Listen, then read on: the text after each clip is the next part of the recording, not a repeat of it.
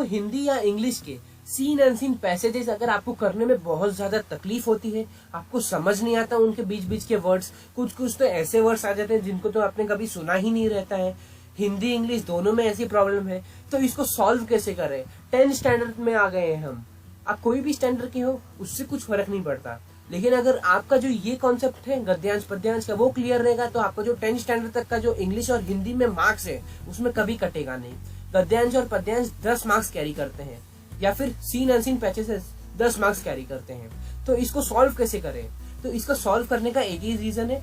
आप ये जो वीडियो है उसको एंड तक देखिए, और अगर आपको नहीं समझा तो कसम से बोल रहा हूं मैं, इस वीडियो को डिसलाइक मार के चले जाना।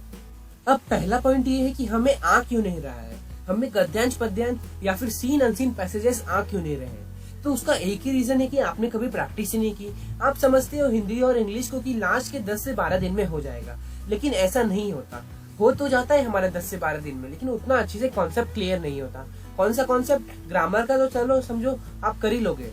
लेकिन जो सीन अनसीन पैसेजेस रहते हैं वो क्या रहते हैं, हर बार उनके अंदर नए नए वर्ड्स आते रहते हैं। तो उसके लिए हम कैसे सीखें, उसके लिए हम कैसे सीखें कि हर एक वर्ड हम कैसे जान सकते हैं कि ये वर्ड ही आएगा उसके अंदर। तो उसके लिए एक ही चीज कर सकते हो आप, कि आप हर दिन एक एक पैसेज सॉल्व करो। नहीं समझा तो देखो, अगर आपके पास आपका एग्जाम चालू होने में 1 महीना है, 2 महीना, जितना भी टाइम है आपके पास, आप क्या करो, हर दिन एक इंग्लिश और एक हिंदी का कोई भी स्टैंडर्ड कौन से हो आप, 10th का, 9th का, 8th का, जो भी स्टैंडर्ड में हो आप, उस स्टैंडर्ड का क्या करो, गूगल में तो अभी सब मिल जाता है, तो गूगल से वही स्टैंडर्ड का एक गद्यांश पद्यांश या फिर बोल सकते हैं सीन अनसीन पैसेज उठा लो, हर दिन एक एक ऐसे ही सॉल्व करते जाओ,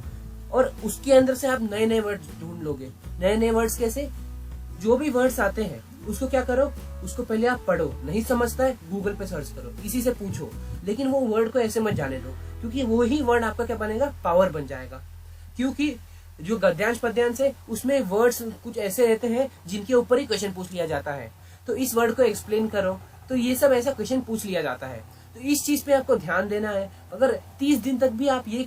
फॉलो करते हो तो आपको देखो बहुत ज्यादा इंप्रूवमेंट मिलेगा, और साथ ही साथ जो गद्यांश पद्यांश या फिर बोल सकते हैं इंग्लिश का जो भी पैराग्राफ आता है उसको पढ़ने में भी बहुत आसानी हो जाएगी। आसानी कैसे होगी, क्योंकि अगर आपकी प्रैक्टिस रहती है इंग्लिश और हिंदी पढ़ने की, तो इससे क्या होता है, इससे ये होता है कि आगे चल के जो भी कुछ आता है उसको हम क्या कर सकते हैं, जल्दी से रीड आउट कर सकते हैं, ना कि ज्यादा टाइम देके। और क्या करो, एक तो मेन चीज है कि आप अगर कभी सीन अनसीन पैसेज सॉल्व करो तो उससे पहले आप पहले क्वेश्चन पढ़ लिया करो, क्वेश्चन पूरा पढ़ लिया करो, पूरा नहीं पढ़ पाते तो कम से कम तो आधा पढ़ लिया करो, लेकिन क्वेश्चन पढ़ लिया करो। क्वेश्चन पढ़ने से क्या होगा कि क्वेश्चन में जो भी दिया है वो क्या रहेगा, वो आपके दिमाग में याद रहेगा। कम से कम 2 बार आप क्वेश्चन पढ़ लिया करो, फिर उसके बाद जब आप पैसेज रीड आउट करोगे तो जैसे ही आपको वो पॉइंट मिल जाएगा कि जहां पर आपका आंसर होना चाहिए, वो पॉइंट अगर आपको मिल जाएगा तो उधर ही आप मार्क कर दोगे, या फिर बोल सकते हैं अगर आपको ऐसा क्वेश्चन पूछा रहे तो उधर ही उसका आंसर मार्क कर दोगे। मेरा इधर कहने का सिर्फ एक ही मोटिव था कि आप कोई भी सब्जेक्ट को हल्के में मत लो, क्योंकि कोई भी सब्जेक्ट आप ले लो सब 80 मार्क्स कैरी करते हैं, या फिर जितने मार्क्स का एक पेपर होगा उतने मार्क्स का ही सब पेपर होने वाला है आपके स्कूल में। तो अगर आप ये सोचते हो कि ये सब्जेक्ट को मैं बाद में कर दूंगा, तो ऐसा मत करो। जो इजी सब्जेक्ट है उसको किया करो, उसको करने से क्या होगा कि उस सब्जेक्ट में आपका मार्क्स पक्का हो जाएगा, वहां के आपके परसेंट नहीं कटने वाले हैं। भले ही आप साइंस और मैथ्स और सोशल साइंस इन सब पे ज्यादा ध्यान देते हो, देना चाहिए, क्योंकि ये सब मेन सब्जेक्ट है, इन सब से बहुत ज्यादा क्वेश्चंस आते हैं और बहुत ज्यादा दिमाग घुमाने वाले क्वेश्चंस आते हैं, तो इसके लिए वो तो बहुत करना पड़ेगा, लेकिन तो भी इसके ऊपर कभी ना कभी तो ध्यान देना ही पड़ेगा। तो अगर आप अभी से शुरू करोगे तो आखिरी में जाके क्या हो जाएगा, आपको रिजल्ट देखने को मिलेगा, और आप उसी रिजल्ट के लिए तो काम कर रहे थे, और आप उसी रिजल्ट के लिए तो पूरी साल मेहनत करके आए हो।